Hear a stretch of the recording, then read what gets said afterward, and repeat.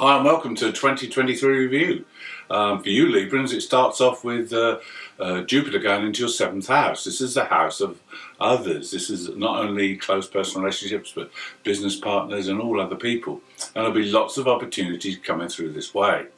Now, this is great for all relationships. You will be able to grow, you will be able to expand, and you'll be able to experience new things and new adventures over the coming months. While Jupiter is in that 7th house. The other thing you need to understand is that you need to maybe put others first, maybe put others' needs first for a few months while Jupiter is in this position. On the 9th of January, the Black Moon Lilith moves into a new sign, that's Leo, and a new house, which is the 11th house for you. And this is going to bring forth a lot of change over the coming months. Now, with the Black Moon and Leo, there is a shadow cast over Leo, and there's fear, a fear of failure, fear of change that comes with this. And this fear has to be overcome. Now, with the 11th house, it's a renewal of your aims and goals for the future. There's a recreation now of your dreams that will happen, and you'll come out of this with a brand new dream to follow. Also, it's good to see and analyse your involvement in groups and social activities and with colleagues and friends as well. These all come under the spotlight up until November. On Friday the 13th, Mars goes direct and will slowly pick up momentum and will really move fast through the signs. So this is in Gemini, and this is your 9th house. So this will bring forth 9th house adventures, learning new things, and a lot of emphasis on your beliefs and your change and evolving beliefs. Then on the 23rd, Uranus moves direct as well. So this is in your 8th house. This is the house of shared resources, of other people's money and finances, but it's also the house of psychology and the occult. So this is a good opportunity to learn about these things, increase your psychological awareness. And then we have all planets going direct till later on in the year. So the momentum of energies is good, and it's a great time to tap in and get things done. We have two of the outer planets moving sign and house in March. The first one is on the 7th, is Saturn. Saturn moves into your 6th house and into Pisces. Now Saturn is very much at home in the 6th house because Saturn's about structure and organisation, and this is the house of your daily work, your daily routines, your fitness, your health. So this will be a time to focus on these over the next year and really get your routines structured so that you can benefit from them, and this will be a great time for organisation. Then we have Pluto. Pluto at the end of the month moving into your 5th house. Now this is the house of fun, enjoyment, so you will be able to transcend and transform things regarding your social side. Also with children. Children could transform your life in some way. But the benefit of having Pluto in this house is to use your creativity, to transform yourself so that you bring more of your creative talents to the fore. On the 20th of April, we have our first eclipse of the year. This is a solar eclipse. This is followed 2 weeks later on the 5th of May by a lunar eclipse. Now, these two eclipses belong to the same series. They are a pair. The family they belong to is the Saros 7 North series. And this family of eclipses is very renowned for its sensuality. It's very renowned for passion, great passion and lust. And this will be happening in your 7th house. This is the house of relationships. So relationships will be at a 4 at this point. They'll be very much focal in your mind. Now the thing is, this is going to be a very intense time.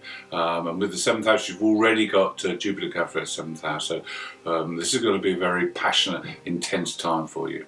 Then with the lunar eclipse, on the 5th of May, this is in your 2nd house. This is Scorpio, so this will be intense as well, because Scorpio is a very intense sign. But the 2nd house regards your values and your finances, so there'll be more connected to this, and it could be an emotional connection to possessions or finances, because this is the house of Taurus, and it is very possessive with Scorpio being in there as well. On the 17th of May, Jupiter moves into Taurus, and this is your 8th house. This is very beneficial for shared resources and for money that comes in from an outside source. So you may get a pleasant surprise during the next couple of months. Then Jupiter makes a tremendous aspect on the 2nd of June. This is a conjunction with the Moon's North Node. Now the Moon's North Node is our destiny, our spiritual way forward, and Jupiter is the planet that brings opportunities and benefits to us. So this could be a very fortuitous conjunction. And then on the 17th, the Moon's North Node moves into Aries. Now Aries is your 7th house, as we've been talking about. So again, you've got the North Node going through Aries over the next year, and this will bring some fated events to do with relationships and partnerships and people you know in general. There may be new and interesting people that come into your life. There may be people that bring opportunities, as with Jupiter. So really you're going to benefit greatly from others over the 2023 year. Mid-year, the 18th of June, sees the planets start to turn retrograde for a few months. So the energy will become more inward, and the get up and go will slow down. And Saturn is the first to go retrograde. Then the more dangerous time for you is your ruler Venus goes retrograde. Now Venus doesn't go retrograde very often, and this is a period from the 28th of July through to the first week of September. This is a period when you need to be very careful with finances, because Venus rules finances, but also relationships as well, especially friends, because Venus will be in that 11th house of yours. So friends and groups you need to be particularly aware of. This is not a time for large or long-term commitments. It's not a time to be making large purchases or buying things that are long-lasting, like houses or cars. This is a time to just sit back, let the retrograde period go, reflect on things, and then in September you can go full steam ahead with your plans. On the 28th of August, Mars enters your sign, and in the first house will give you a real boost of energy for you to complete all tasks that are outstanding. This coincides with the end of the Venus retrograde as well, so this will be a good few weeks until the middle of October. Then on the 4th of October we have the Black Moon changing sign and house again. This time it's not so easy for you because it's going into the 12th house and into Virgo. Now in Virgo there is this self-criticism that you have to be aware of, that you may be putting yourself down or feeling a failure, and you need to bolster yourself up. But the good thing about the Black Moon going through the 12th house is that it will remove obstacles that are in your way. It will remove obstacles that are preventing you from fulfilling your destiny. It will remove obstacles that are blocking your potential. So this can be a good time, but it also can be quite a painful time. But it won't be long before the Black Moon moves into your house, the first house, and then you will reinvent yourself.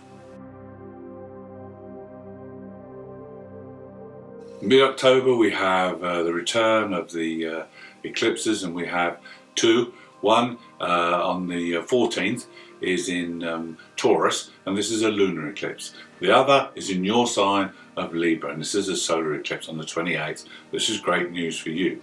Now this eclipse family is the 7 South series and is renowned for bringing out anger and a lot of energy bursting through. It's born in a Pluto-Mars square, so it's very intense, very angry energy. But you need to temper this and make sure it doesn't spill over. But the energy really is also very good for removing obstacles. Any large obstacles that are in your way or blocking your path can be removed with this eclipse. And being your solar eclipse in the first house, this will help you and will aid the work that the Black Moon is doing in that 12th house. So this is a fantastic time, and anything that's holding you back should be removed towards the end of the year. And with the 8th house, with Taurus there, the lunar eclipse, this is about focus on other people again. This is focus on outside resources, shared resources, and also on the nitty-gritty of life, with the birth, death and regeneration focused on the 8th house. So many changes ahead. On the 5th of November we see Saturn, the first planet, to turn direct again, and is followed by others. In December it's Chiron and Neptune also turn direct, and by the new year they'll all be playing ball and going direct, so the energy will be flowing again. Well, thanks for tuning in. Hope you've enjoyed the 23 review. If you haven't already, please subscribe and have a good 2023.